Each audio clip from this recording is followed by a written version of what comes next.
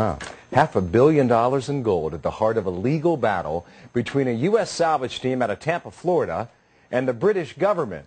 Show you a cannon from the HMS Victory, an English warship that sank more than 260 years ago. Now 4 tons of gold at about $9.85 an ounce, I think, at the current market, something like that, thought to be inside the wreckage. The folks who found the ship are negotiating with the British government, but the Brits say they own the ship and everything inside of it. So who's right? Salvage expert and author of Lost and Found, Tom Williams, with me now out of Miami. How you doing, Tom? Good morning to you. I'm doing great. Thanks for having me on. This is a great story. I mean, this ship sank in 1744. Everybody wanted to know what happened to the HMS Victory.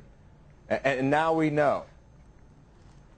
Right. That's a very important find. It's incredible that 1,000 sailors lost their lives on this ship, and all this gold has suddenly been found.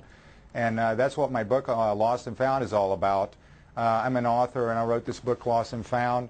It discusses finding all the treasure ships in the world with a satellite, and it's just an incredible story. And imagine all the treasure ships lost around the world with gold on board, suddenly found by a satellite.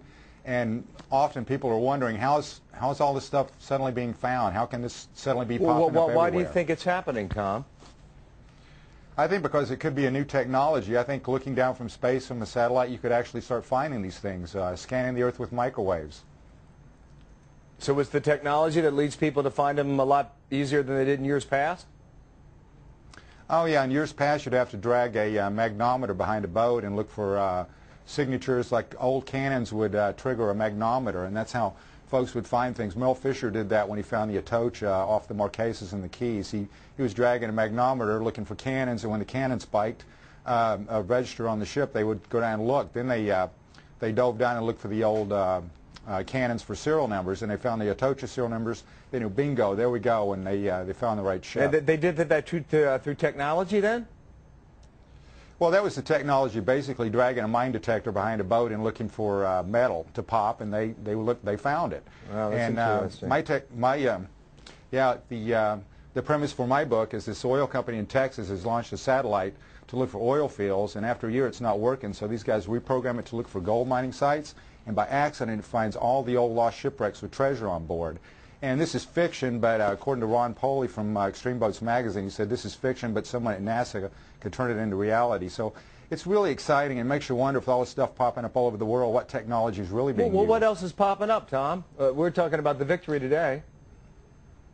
Well, in May 2006, there was a Spanish galleon, a bunch of gold on board that. Spain claimed that for them. They said, oh, that belongs to us. Of course, everybody that you find something, whichever country it belongs to, they say, oh, yeah, that's ours, and there's a big battle over it. I go over that in my book, Lost and Found, often. It's like legal battles, it's corporate shenanigery, all kinds of stuff. When there's that much gold involved, it's You know amazing. what I thought, imagine. Tom? There is a lot. You're right about it. I thought finders keepers. Whatever happened to that rule? Does that not apply here? Well, when Mel Fisher found the Atocha off the Marquesas west of Key West, he'd been searching for years, doing all of his homework, and suddenly he found it, and as soon as he reported the find, the state of Florida said, oh, that belongs to us. And then a couple of days later, the federal government said, no, that's ours. And so a big battle ensued over who got what, and basically it was split, several different ways, but everybody had their hand in the pie. We'll see which way this is split. 1,000 crew members, you had 100 brass cannons, 100,000 gold coins thought to be down there. That's a lot of loot, my friend. Tom, thank you for coming in today. Have a good President's Day. I understand you wrote the book Lost and Found.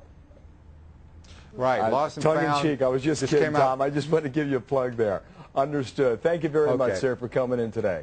We'll talk again, okay, Thanks once for they having settle me. this bad boy. Thank you. All right, you want